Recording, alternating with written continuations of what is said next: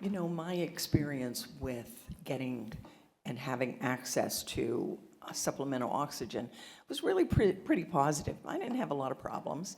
I was still at Blue Cross Blue Shield, which could have been a contributing factor of them being responsive, but they continue to be. So they delivered a oxygen concentrator.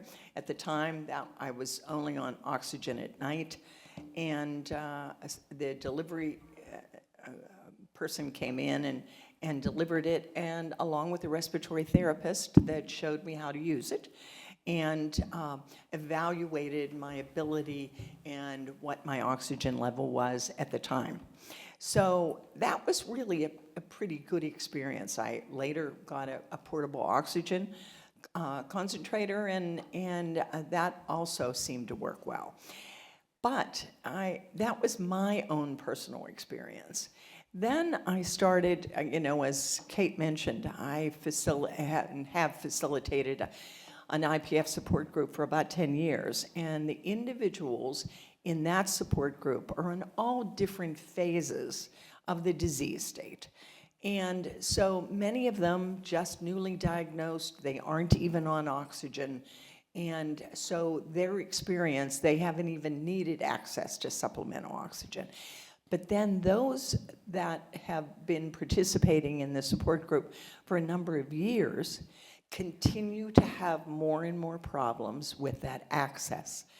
And some of it is related to their needs, what type of needs they have. And I had a IPF support group just before I came here last week, or this week, and one of the people that has been participating for several years has been slowly declining, and she's an artist, and she has to haul all of those tanks and can never have enough tanks in order to supplement her for if she has to travel anywhere. So that's an issue. The liquid oxygen, of course, I think as has been pointed out, that it's really relatively impossible to get liquid oxygen anymore. You just can't get it. And Kate also mentioned that I have been in touch we have local DME providers. It's not the large DME providers that you may have experience with, like Apria or Lincare. And this is a local provider in New Mexico. And I was told by him that when I asked about liquid oxygen, he said it's too expensive for them to provide. Medicare isn't reimbursing them adequately. The trucks that they used to use were considerably less expensive than they are now. So that adds to the cost. And when I ask him what he does if it is prescribed by a physician, he said, we call the physician and tell the physician, we can't provide that. And I thought to myself, there is obviously a reason why the physician prescribes liquid oxygen as opposed to another source of oxygen. I'm not sure what that is from a medical standpoint, but the DME provider is then what they have to do is explain to the physician that they can't deliver what has been requested by that physician for the member. So I think what we're finding is that there are increased problems with access to oxygen. And if any of you were in the presentation the other day, and I've forgotten the title, but Susan Jacobs was in it, and she did a marvelous job talking about the history and the fact that reimbursement is 25% less than what it used to be, and that there has not been a change in the devices for many, many years. It's still those old, heavy tanks that have to be lugged around. And at one time, because I tend to be somewhat vain, And, women that are vain are not crazy about having that cannula in their nose as to if they're out in public. And so one of the my pulmonologists that I talked to when I was saying I have concerts that I go to and I don't want to be wearing my oxygen. And I remember him mentioning one time, well, they have glasses.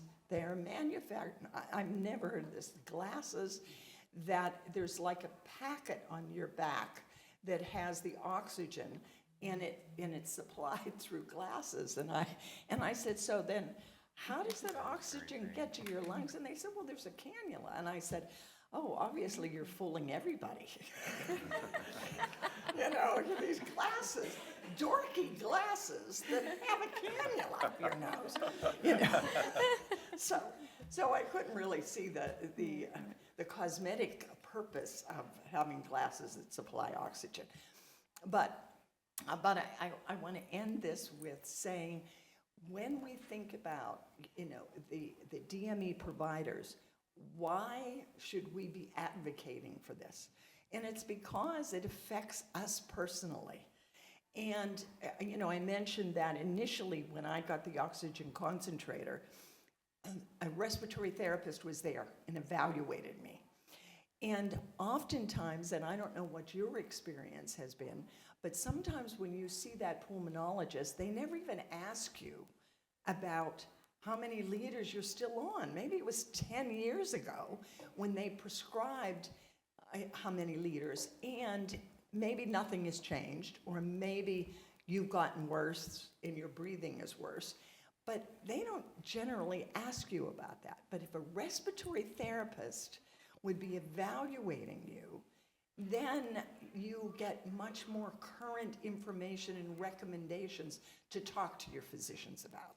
So I think the need for respiratory therapists, the need to provide more money for research and development so new devices can be evaluated and invented, then I think that's all positive things that we need to think about, not just getting the DME providers better reimbursed, but it's because it affects us personally. So, thank you very much. So I'm not going to talk much about the problems with oxygen access. Karen talked a little bit about it. Susan talked about it. But, the short, if you're going to talk to a legislator, the thing that you say is that the Medicare implemented competitive bidding program slashed payments for oxygen. As a result, suppliers struggle to provide liquid oxygen. They struggle to provide the training that respiratory therapists can provide to patients. They're not able to pay for that. And they can't provide the other needed services and supplies. So we've come together with a number of other organizations, the American Lung Association, American Thoracic Society, and I want to talk through the 4 pillars for oxygen reform that we've all agreed on, because these are the things that when you go in and you talk to your members of Congress, we want to make sure that they understand, that they know why, what are we proposing as the fix for all of these problems with oxygen. So our first pillar is ensuring supplemental oxygen is patient-centric. This is creating a patient bill of rights to ensure care is focused on patients' needs.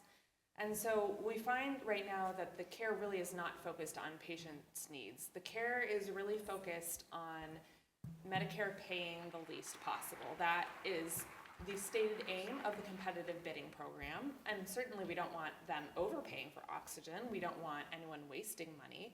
But currently the way that it's set up, it is not in any way supposed to help patients. It's supposed to save them money. And so what we need is a Bill of Rights that is enshrined in law that would ensure that patients get what their doctors prescribe, they get the number of tanks, the type of system, and that's in law, and that suppliers have to be paying attention to this patient's Bill of Rights, and that patients are really getting what they need from oxygen. The next one is access to liquid oxygen for patients for whom it is medically necessary. And I'm going to spend a few minutes on this, even though Susan's already talked about it, because this is something that I really want you all to be able, when you talk to your legislators to go in and quickly distill why it is so important that we have liquid oxygen. We have a problem that a lot of doctors have never even seen liquid oxygen. It has been gone for quite a while now, but it is so helpful. It can be so helpful for the right patients. It's not for everyone, and that is not what we're suggesting, but it is really helpful for the right patients. So how do you go in and describe that?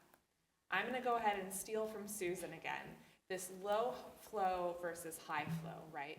So a low flow system are those things that you see on the internet or on the TV commercials where you just have this little thing on your back. And at first they're great, right? Everyone wants something small, it's much better. If all patients could use that, that would honestly be the preference. But the problem is that most of them only go to 1 or 2 liters per minute. The biggest one, which are 18 pounds, which you're not wearing that on your back, you're dragging that along with you, those go up to 3 liters per minute. So the highest that any portable oxygen concentrator can go up to is 3 liters per minute. Many PF patients need much more than 3 liters per minute.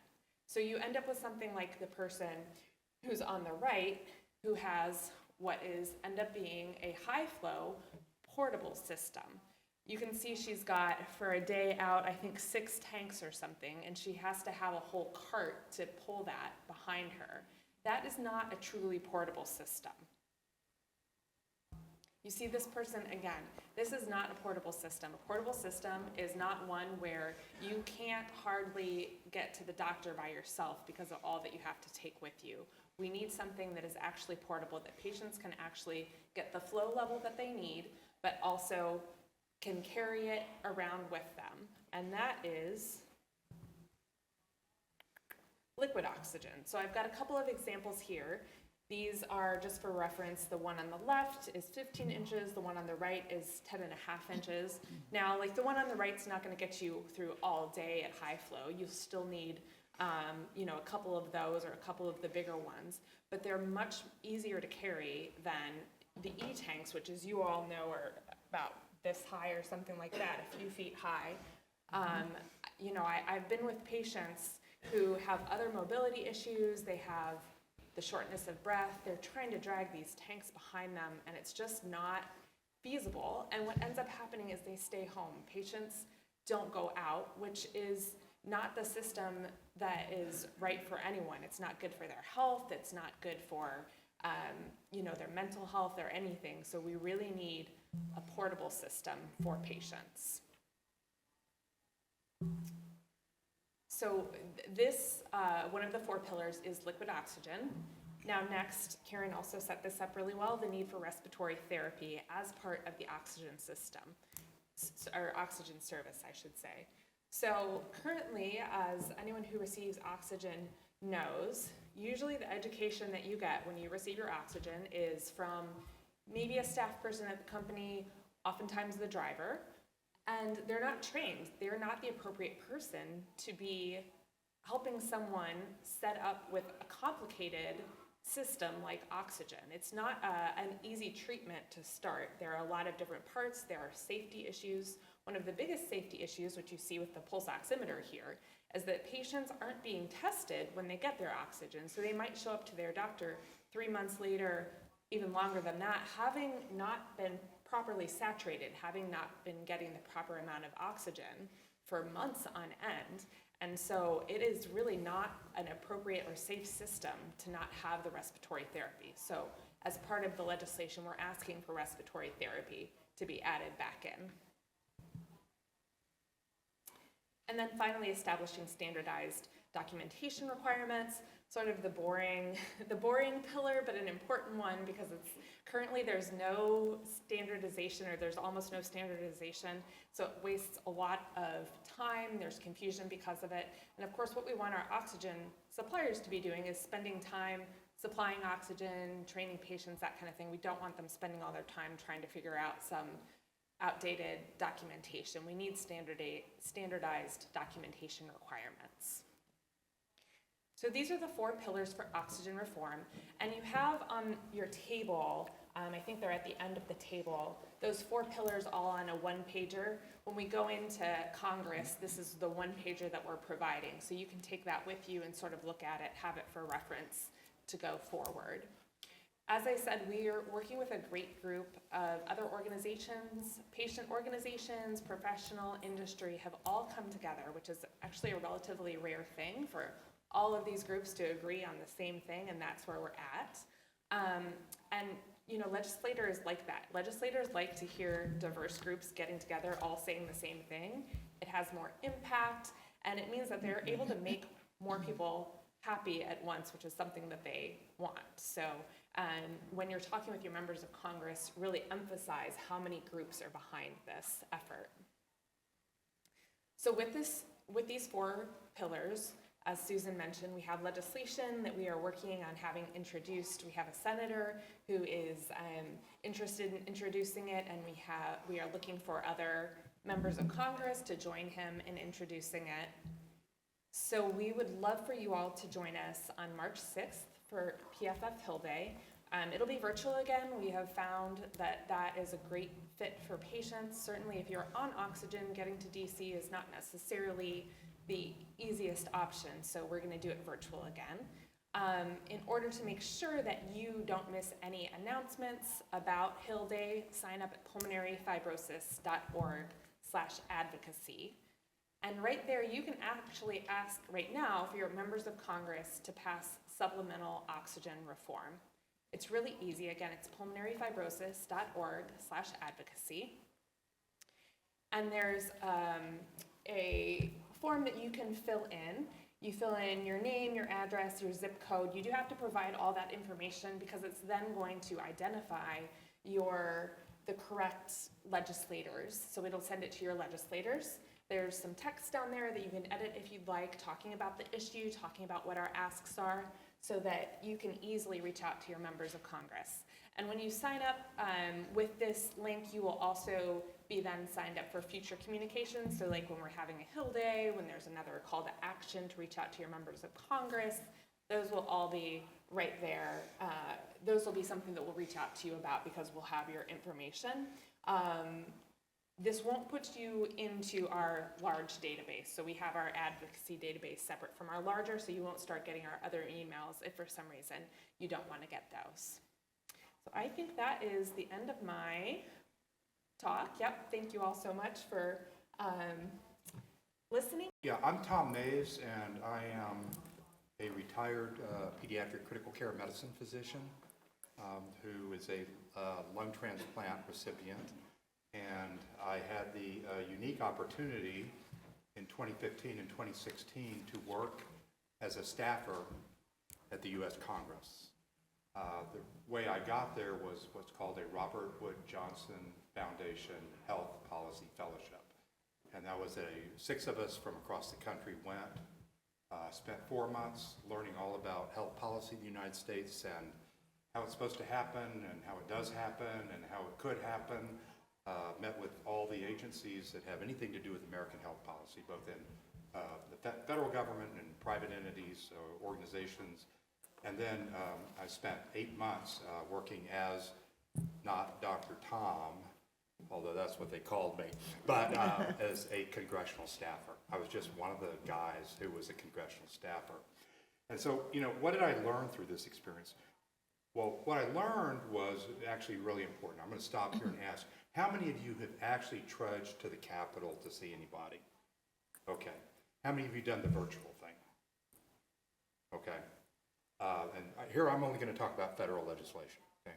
So I had done this before too in my pediatric world. I schlepped up to Washington with a group of people and some government relations people, and we went around from office to office and did a little song and dance, to be honest with you, about why we need a bunch of money for children's hospitals. But I wasn't really the driver on that. It was the government relations people. So I'm going to talk to you about kind of where it is from the congressional staff perspective. So the first thing I learned was our legislative process in the United States is designed to be slow and inefficient. It is designed not to pass laws. Okay, that's from the beginning. It's designed not to pass laws. So you think about it. Someone introduces a bill in either house, Senate, House of Representatives. It goes to a committee. Committee does stuff with it. Then it goes to the House for a vote. And then it has to go to the other house for a vote. And if they disagree, then it has to go to what's called conference, and then ultimately it might get to the president. And if that happens, it becomes law. But what Congress does is it writes laws, but it doesn't really write anything to implement the laws. And that's where the federal agencies come in, okay? So those are the so-called rules. So when you look at oxygen and Medicare, I went back and looked at the legislation, and then I went and found the rules, okay? Legislation, short. Rules, long, okay? The rules are done by the executive branch. So in the US government, the agencies that have the primary responsibility for health care policy in our country are the Department of Health and Human Services. That's going to be CMMI for Medicare and Medicaid. It's going to be a host of agencies that you're familiar with, including the NIH. Department of Defense puts a lot of money into health care. And then the other agency is the Veterans Administration, which puts a ton of money into health care. And so those are the three major federal agencies that are involved with healthcare dollars. And what you need to realize just from the get-go is that, whatever the federal budget is now, $3.5 trillion or something like that, there are a lot of people looking to get a piece of that money, and there are a lot of competing interests. And all the people who are going to Congress to ask for more money generally have pretty legitimate reason for doing that. So just have to understand that it's designed not to pass laws. It's cumbersome once it passed laws, and then there are a lot of people trying to get the money too. So what you do need to understand when you're talking to people is that is who you're talking to and kind of where they're coming from. So how many of you in here have heard of a committee of jurisdiction? Okay, now I'm telling you something new. Okay, in the Congress, on the Senate and the House of Representatives, there are committees. You've heard of the committees. You're just not quite sure what they do sometimes. So in the Senate, there are two committees that have responsibility for the vast majority of health-related activities are the Senate Finance Committee with a star. Star means Medicare, okay? And then the Senate Health Committee, Health, Education, Labor, and Pensions. And that's the one that Senator Sanders is running right now. And that has to do with stuff not Medicare, essentially. That's the way to easily think about it. On the House of Representatives side, the House Ways and Means Committee, which is the committee I worked with, does Medicare. All other health happens to fall in something called the Energy and Commerce Committee. Okay? Now the committees are really important because that's actually where stuff gets really done and laws really happen. So when a congressman, let's say your congressman from your district, introduces some legislation regarding Medicare and oxygen, it's going to go in the House of Representatives to the Subcommittee on Health of the Ways and Means Committee, okay? Now that subcommittee has professional staff people that do this all the time. This is what they do. When I was there, there were 4 full-time staff plus me, which kind of counted. And I was on the majority side. The minority side had an equal number of staff. So there's a lot of expertise in the committees of jurisdiction. So I just want you to keep that in the back of your mind as you're thinking about your advocacy strategy, okay? So besides the committees of jurisdiction, you have your individual legislators. Now, how many of you know your legislator in your community? I'm sure most of you do. And how many know your senators? You know who they are. So it was interesting for me to learn the difference on a practical level. In the US Senate, because each state has 2 senators, there are a lot more resources devoted to health by Senate offices. An example would be a US Senator, I'm going to use Debbie Stabenow, for instance, who I think is from Wisconsin or Michigan or someplace like that. One of my colleagues was working in her office, 2 full-time people devoted only to health issues, and one of us, part-time staff people. And that's what you'll find in most senators' office, full-time staff, and they actually kind of know what's going on. And particularly, if that senator is on one of the committees of jurisdiction, subcommittee on health. So if that's what that senator's primary job in Congress is in terms of their structure, their staff is going to be much more tuned into health issues than somebody whose main focus is Armed Services Committee or something like that. The flip side is the House of Representatives where I worked. Remember, senators are 6-year terms, so they're not always running for re-election. In the House of Representatives, 2-year terms, they're always running for re-election, and it turns over a lot compared to the Senate. The representatives' staff typically are multitask. So it's not like the Senate where you have 1 or 2 people in the office who only do health. My experience on Capitol Hill, when I tried to find a staff member for a representative, that person was also doing Veterans Affairs, immigration issues. I mean, they had a whole platter of things to hold on to. So the reality is that with rare exception, most of the House of Representatives staffers aren't going to be able to have as much knowledge simply because they're overwhelmed, and they're really overwhelmed. And then the other thing to remember as you visit with staffers, and I know we did on the advocacy, we saw them on the Zoom, is those staffers were all younger than you, okay? That's the first thing you need to know, is most staffers on Capitol Hill are young. Now, I will say they're extraordinarily smart, and they're very young, and a lot of them have zero practical experience in what we're talking about. And so it's our job to help educate them, right? So what happens when you actually think about doing advocacy? So, if you have this notion of advocacy like it was when I slept up to Washington with the American Academy of Pediatrics and Children's Hospital Association, that you would be meeting with the congressmen or senators.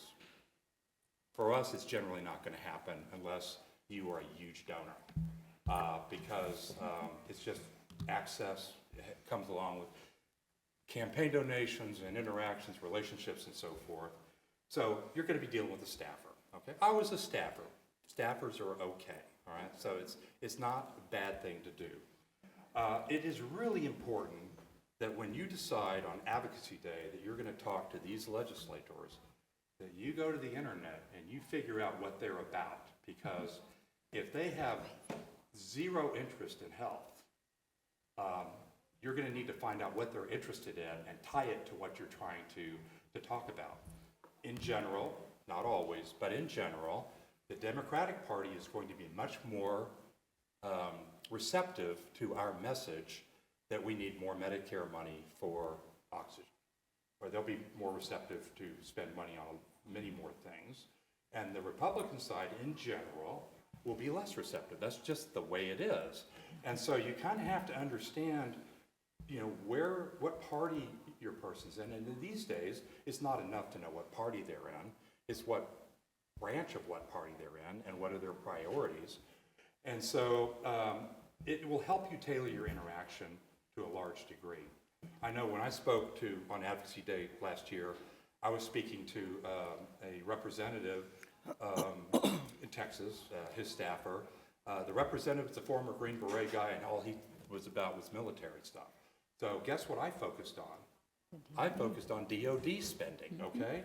I didn't spend a lot of time on Medicare because that wasn't really where they played. That wasn't their sandbox, so to speak.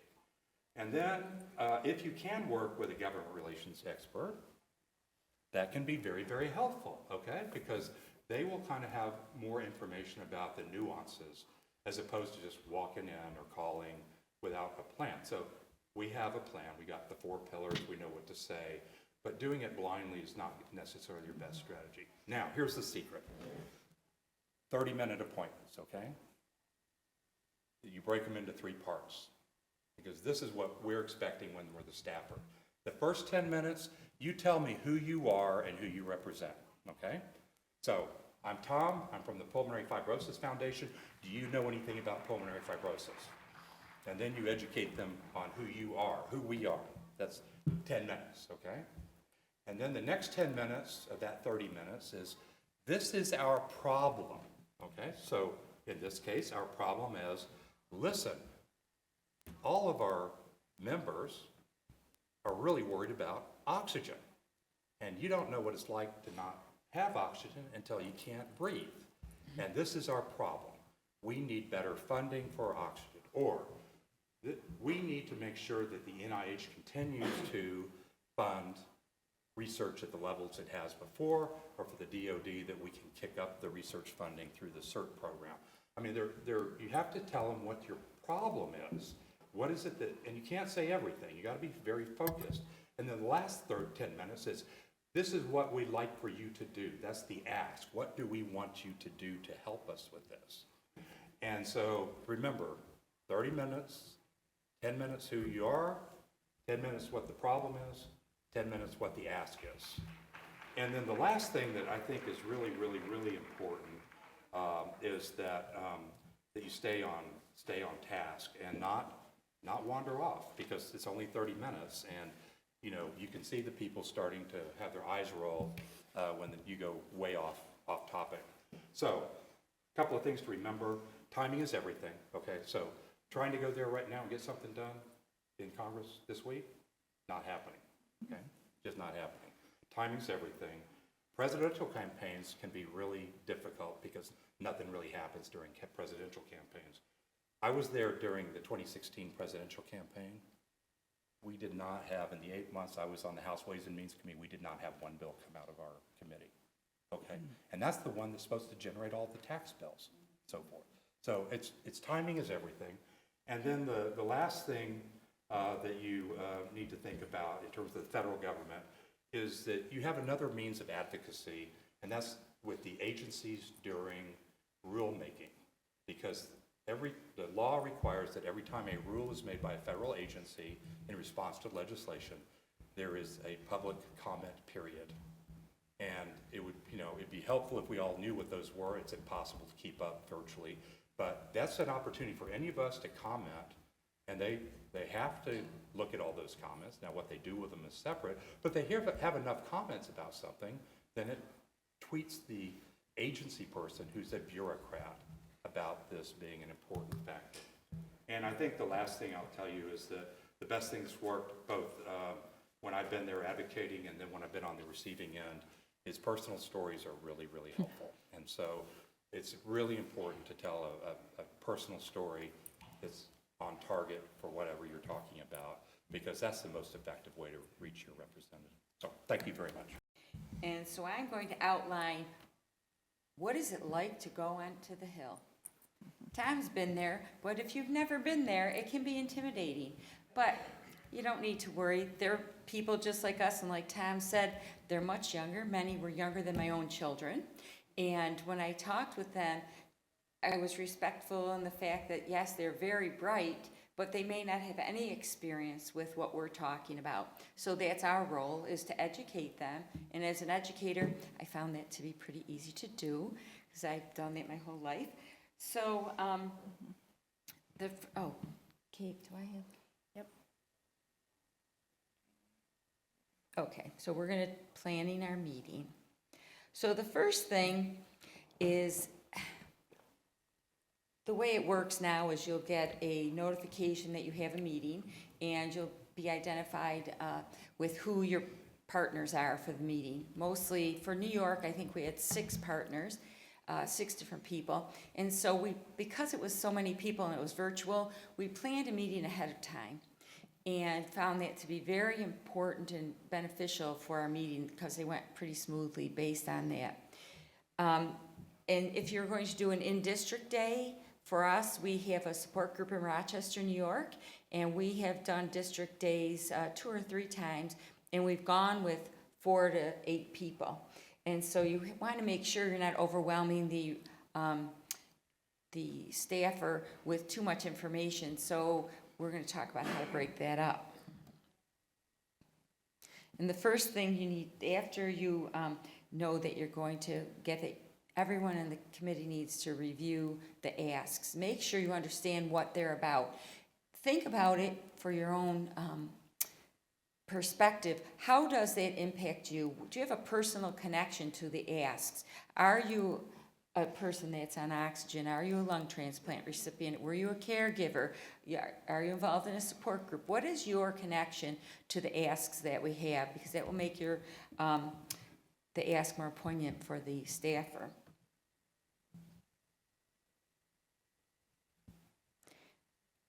So really important that when you meet, talk about how you're going to be brief. Because for us, we had 6 people, and we know it's 30 minutes at the most. One of our meetings, I think the staffer said, well, I have like 15 minutes, so we had to modify a little bit. But you know that it's going to be fast. So when a suggestion is to go over your personal story and edit it, and then edit it again, so that you're getting the salient points to make the point quickly and clearly. I have a good friend who has pulmonary fibrosis, and she was on our committee, and we went over her story a few times because there are a lot of components, but not all those components are the most important points. And she's a very positive and optimistic person, and so she was really positive about having pulmonary fibrosis. And I said, I hate to say this to you, but you need to let them understand how it's negatively impacting your life, why this change is important, and how that will help them understand the importance and the urgency of having the support. So it's difficult to do that, but if you work together and you help each other to get to that point. Also on the team, look at everybody's background and their experiences. What do they bring to the asks? So for us, we had the DOD ask. Well, we happen to have a veteran on our team who was exposed to, I don't know, Agent Orange or whatever it was. He was a Vietnam vet.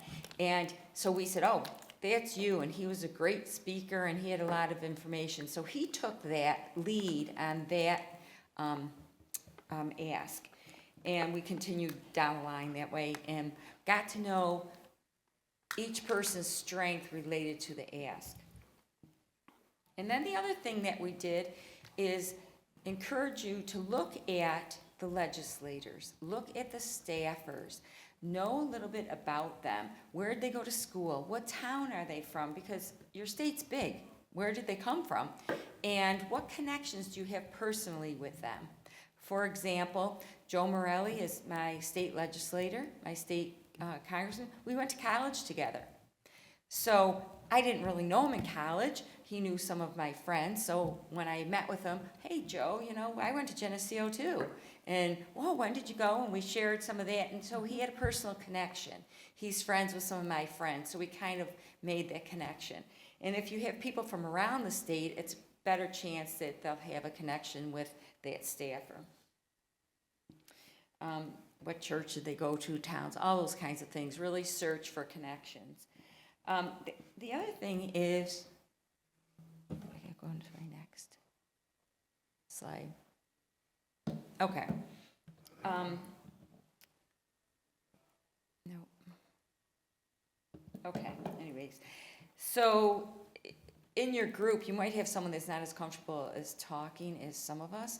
And so you want to help them and give them a responsibility that maybe requires they speak less. Maybe they're going to be the person that introduces the group and tells a little bit about the person, about why we're there. So it's a very short time that they have to speak. Also, go through each presenter and talk about the responsibilities. So in my role, because I've done this so many times and being a teacher, I said, how can I help the new people that are doing this learn and be effective at doing it? So everyone had a position, and my role was just, I did the behind the scenes work, and then I just asked them to, I did the quick introduction. Hello, we're from Pulmonary Fibrosis Foundation, why we're here, and then introduced the presenters, and they did the asking and sharing their stories. And they shared their intros as they did the ask, because we wanted them to have the story and the link together. So you can do it a variety of different ways, but that's just how we did it. And it seemed to be effective. I don't know, we'll see if anything passes. But, and plan on being brief. Tom alluded to it. you cannot say it enough, and I know I'm not being very brief right now, but yes, be brief. And just each person speaks about their personal story less than a minute. Summarize it, have it be salient, factual, to the point, to get to have the staff really understand why you're connected. So then after that, you talk about the action items. So you have the asks. You want to repeat those again once you've shared them. And then you'll have questions from the legislator. I always leave time at the end of the talk, 5 minutes or so, for the staffer or the legislator to ask questions. We have had the opportunity of meeting with a legislator in the past. In that meeting, actually, when I met with him, it went on for almost an hour because he had time in his day. The staffer and the legislator met with me. His wife had passed away from cancer. He was very interested in supporting our need, and that was like one of the best meetings I've ever gone to. So it was, you will have some of those opportunities. And then at the end, stay within the time limit, as we said. So kind of end that. And then the last thing is you thank the office and you leave. But your work is not done. This is where some of the most important work can come in. Because what we did is we send thank you notes, and we do it with email. I have done written thank you notes, but they have to go to the National Post Office, and then they get scanned. The X-rayed and checked X-ray. for. So it's yeah. like they don't get them for 3 weeks or a month later. So you can do that, especially if you have a personal connection, you want to send a handwritten note. They'll get it eventually, but I do an email that day at the end, and I also attach our asks and a quick review of what we talked about and make it brief, but I also identify further action too. So I might say, we'll be getting in touch with you as soon as the oxygen information is updated. So you know that they know you will be talking to them again. And during your debriefing meeting, you want to identify actions that you want to have further. Either there's something you're going to relay to Kate. This came up in the meeting. Is this helpful? Is it a problem? Is it a question? Whatever. Pass it to Kate.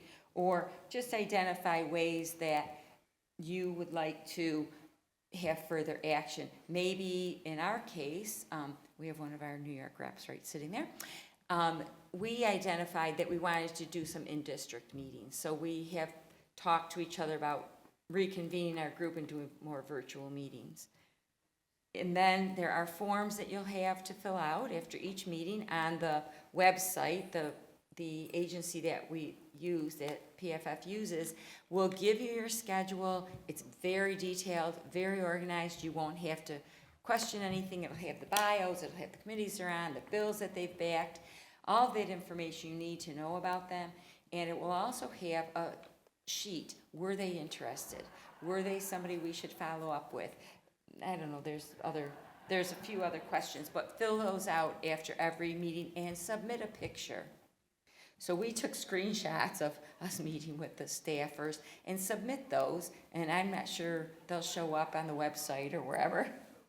And also, last thing, those thank you notes are most important. So I think that's pretty much it. But it's not hard. They're happy to talk with us.